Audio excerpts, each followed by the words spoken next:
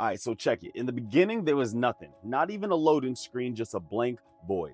Then God said, "Let there be light," and boom, instant universe. If this were a movie, it'd be directed by James Cameron with a budget that even Avatar couldn't touch. Here's how creation went down step by step. Day one, light separates from darkness. It's like God flips the universe's on switch. Day two, he creates the sky, essentially Earth's first rooftop. Day three, land and water get sorted and plants start growing, Earth's first landscaping project. Day four, sun, moon, and stars. Think of it as the ultimate light installation. Day five, birds and fish enter the chat. Oceans and skies are no longer empty. Day six, animals on land, and wait for it, boom, humans. Adam and Eve are created, and God's like, this is very, very good.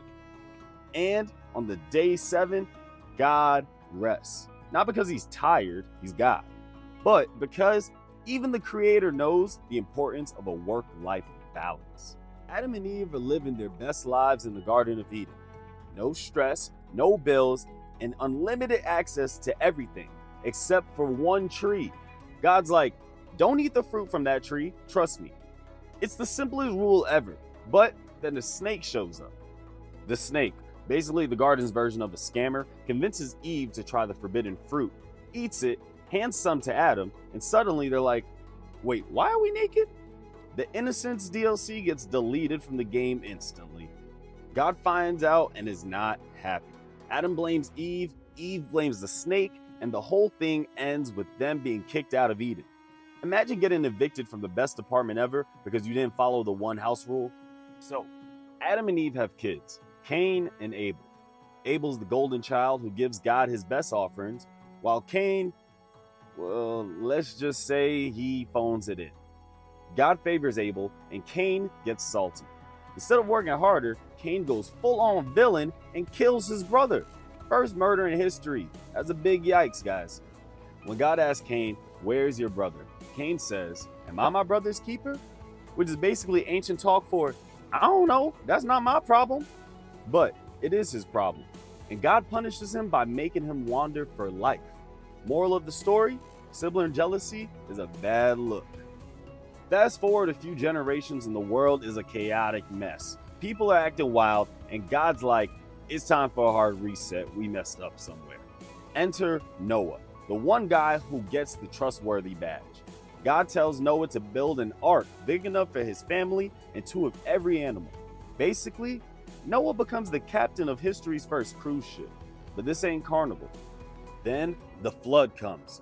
40 days and nights of rain. Everything else gets wiped out, but Noah's ark survives. After the flood waters recede, Noah steps out and sees a rainbow, and God makes a promise: never again. It's like the cosmic peace treaty. Humans bounce back pretty quickly, and before you know it, they're building a massive tower to reach heaven. Think of it as the original skyscraper project. The problem, it's fueled by pride, not purpose. And God don't like ugly. God takes one look at this and goes, nope. He scrambles their languages, and then suddenly, no one can communicate. The construction halts, the tower remains unfinished, and humanity spreads out. The takeaway? Maybe don't try to flex on the creator of the universe. Now we meet Abraham, a guy God picks to start a whole new nation. God promises Abraham more descendants than there are stars in the sky, which is wild considering Abraham and his wife Sarah are old enough to be in a retirement home.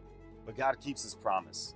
They have a son, Isaac, and things are starting to look up until God tests Abraham by asking him to sacrifice Isaac. Abraham's like, okay. But just as he's about to go through with it, God steps in and says, chill, dog. It was just a test. Talk about a roller coaster of emotions. Genesis ends with a bang thanks to Joseph. He's the favorite son of Jacob and has a flashy multicolored coat to prove it. His brothers, on the other hand, not his biggest fans. They sell him into slavery and Joseph ends up in Egypt. But here's the twist. Joseph has a gift for interpreting dreams and it lands him a top job in Pharaoh's court. When famine strikes, Joseph saves the day by storing food for years. His brothers show up, begging for help. And instead of holding a grudge, Joseph forgives them. It's a major redemption arc. Hey, look, you survived. That's all of Genesis. A wild ride from the dawn of creation to the start of the most important families in history. It's messy, dramatic, and full of surprises, but it's also about hope, second chances, and the bigger plan. I appreciate y'all watching. This has been Easy Untangles. Catch you on the next video. Easy out.